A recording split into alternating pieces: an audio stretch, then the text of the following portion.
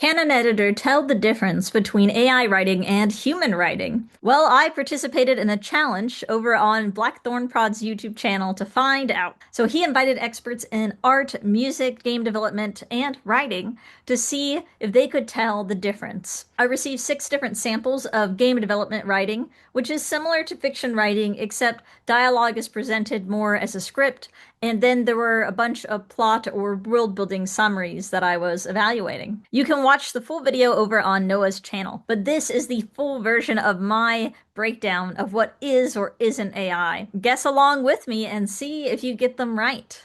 Okay, I am ready to identify some AI writing.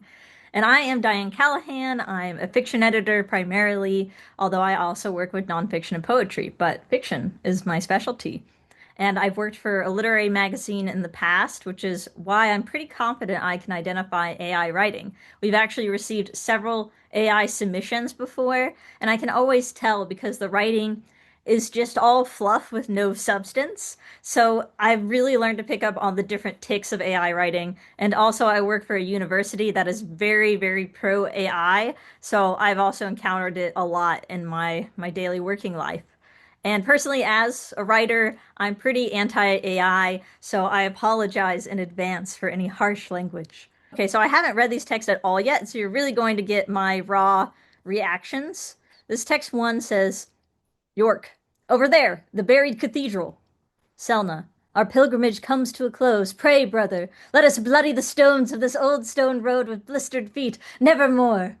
York, I can hardly believe that redemption is so close at hand. Selma, nor can, nor can I. York, though already I hear my restless heart, its beat a morning tune to all we shared and endured, an adventure that ends within that ancient holy place. Selna, you harp to the warp and woof of life, my brother. I long for quiet repose amidst those golden fields we call home. York, yes, so do I. But for how long? This pilgrimage awoke in me a fire I never knew I possessed. I awoke from a slumber I did not know I was even in, and a fear I shall miss it. Selna, forward, brother! This uncharacteristic melancholy, along with the throbbing pains of an adventure long endured, bewilder me so. York, grant me a moment of poetic introspection, my dear sister. The sight of the buried cathedral brings to mind all of the aches and ecstasies of our harrowing voyage. Selna, onwards! Let us kneel before the gods, pray, and cleanse our souls. Then finally, home. That was pretty painful, I won't lie. I'm not quite convinced it's AI. It does have an AI tone to it and how it's quite over the top and over dramatic. So depending on what they put in for the prompt. So I'm actually going to say this is human written, but not for the reason that you might think. And it is written in a way of a human trying to echo AI, I think, because it's just very over the top, has a lot of phrases that don't really mean anything. And so that to me would hint at AI, but there's several grammatical mistakes that I don't think that AI would make. And that suggests to me that it's human written. That's probably the biggest tell, actually, is the typos in it. So specifically, if you have a direct address, there are 2 instances. You have forward brother, so technically you should have a comma there, forward comma brother for the direct address. And the same for grant me a moment of poetic introspection, comma, my dear sister. And the poetic introspection line, I think that to me also suggests human because it's a little tongue in cheek, almost like the person is trying to write in an AI kind of style. And so, but it is a scene that really doesn't mean anything. So it is bad writing, regardless of whether or not it's AI, but I think it's intentionally bad human written writing. And so this is more of a plot summary, but it says Kelve. He grew up in the floating slums beneath the city of Eris, where the wealthy lived high above in shining towers while the poor struggled to survive below. As a child, he discovered a rare ability to hear emotional echoes left behind by people and places. The ruling council feared this gift because it could uncover secrets they worked hard to hide. After his sister disappeared while investigating corruption within the government, Kale stole an ancient relic and escaped into the wastelands. Years later, he returns as a hardened scavenger carrying the relic, which reveals hidden memories and forgotten truths. Driven by loyalty rather than glory, he searches for answers about his sister and the council. As he uncovers deeper secrets, Kale learns that her disappearance was only the first piece of a conspiracy that threatens the future of the entire city. And I think as far as plot summaries go, it is giving AI because of the truths and secrets, yes, which reveals hidden memories and forgotten truths. One of the big tells for me that this is AI is this idea of emotional echoes left behind by people and places. I find that AI really likes to do that type of power for some reason. Like, so I've seen other people use fantasy-esque prompts, and there's often that type of power involved. The one thing that makes me hesitate to call it AI is the awkwardness of the sentence. Years later, he returns as a hardened scavenger carrying the relic, which to me, I feel like AI would phrase that a little more smoothly, actually. But I am gonna say Text 2 is AI is my final vote, just because it is kind of a cliche premise and it's very cohesive in a way that human writing might not be, which actually makes it less interesting. So Text 3 is another dialogue exchange. Arden. At last, the sky-forged citadel. Beyond those cliffs, the end of our quest awaits. Lisette. Then let us hasten, brave companion. My boots have worn thin upon these cursed roads, and my patience thinner still. Arden.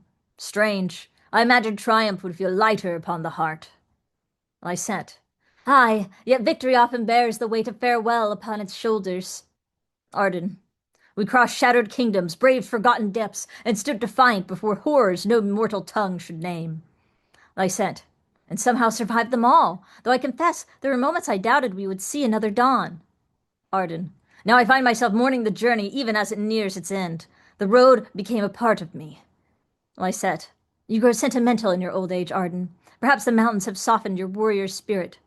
Arden. Mock me if you must, yet I shall miss the uncertainty of tomorrow and the fire that danger kindled within us. Lysette. Then let us meet tomorrow with heads held high. The citadel awaits, and destiny grows impatient. I'm gonna say that this is definitely AI. Also, again, pretty bad writing.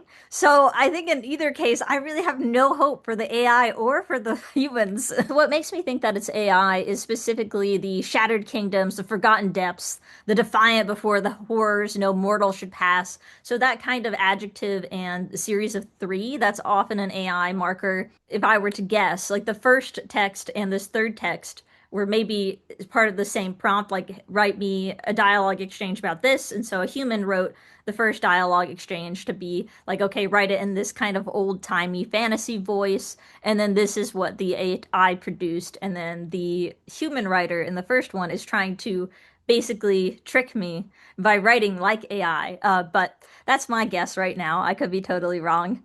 And this might be an odd thing for me to guess, but I feel like York and Selma sound like very human chosen names for a fantasy world versus Arden and Lisette maybe sound more machine chosen. The Skyforge Citadel sounds like AI trying too hard to sound fantasy-esque to me. So the last three are all world or story summaries. So we have Acastel, a castle. He grew up in the fog-shrouded mountains on the fifth planet of the seventh solar system. As a child, he clambered up the steep, deadly slopes to catch sight of the crimson constellation. A glint. Why am I can't get this one? Okay. Okay. A glistening marvel which he'd endlessly sketch and ponder. Lost in careful observation of the world and surrounding heavens, he built a burning curiosity that no one and nothing could fully satisfy. As a young man in search for answers to non-existent questions, he climbed the spire of the old scholars, taller than the mightiest peak. His life was an all-consuming search, a scramble in the dark, a constant observation of the universe. The more he looked, the less he could see. His loved ones at the foot of the spire, and his mind's eye reduced to a speck of galactic dust. This is actually one of the better written pieces in this. Very much 100% human written, and I know because there's mistakes in it. But that is actually what makes it the stronger piece, is that there are a lot more personal details in it. The mistakes that I notice, you'll probably know, non-existent questions. So non-existent, usually one word, but existent definitely has a second E instead of an A. So that's one of the giveaways. And there's a couple other punctuation errors. Like, fog-shrouded mountains, you would definitely have a hyphen with fog-shrouded. Finding typos is a very easy way to flag it as human, but I would say that there's some specificity here that also makes it feel more human instead of the genericized AI details that we might get. So I think especially that last part, his life was an all-consuming search, a scramble in the dark, a constant observation of the universe. Oh, that's actually a really great sentence.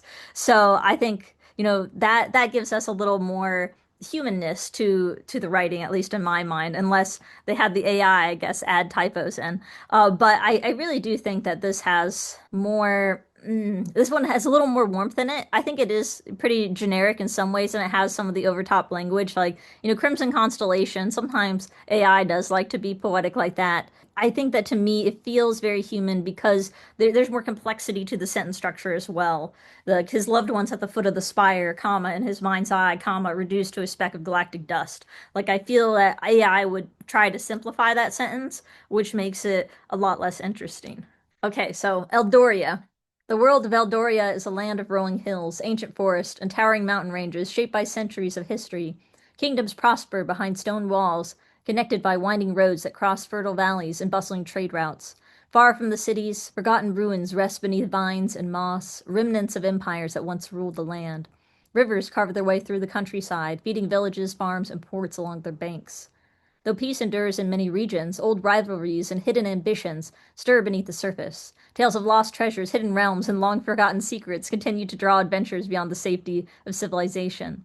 It is a world where every path leads to a new story, every horizon holds possibility, and the future is shaped by those willing to seek it. This is painfully AI to me. If a human wrote this, I would just give them this look and be like, what are you doing? No, absolutely not. But this is 100% AI to me. Just even the name Eldoria feels, again, that little bit of try-hard fantasy, but it's that rule of three, the very generic, like lost treasures, hidden realms, long forgotten secrets.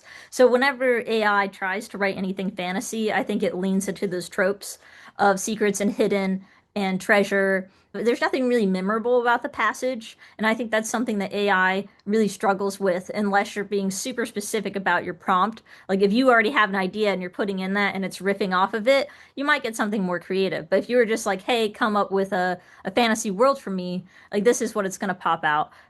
So I think in order for AI to have any sort of imagination, you're going to have some imagination yourself. Okay, our last one is soaked sponge. Interesting.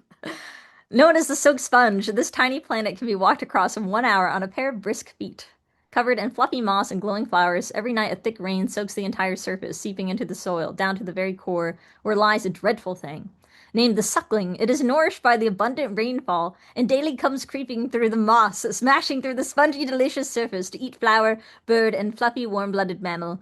Its life is a constant ingestion and digestion, the twisting tunnels beneath fertilized with bone, gut, and blood from its victims. Every week, a new season strikes the planet, a new menu delights the suckling.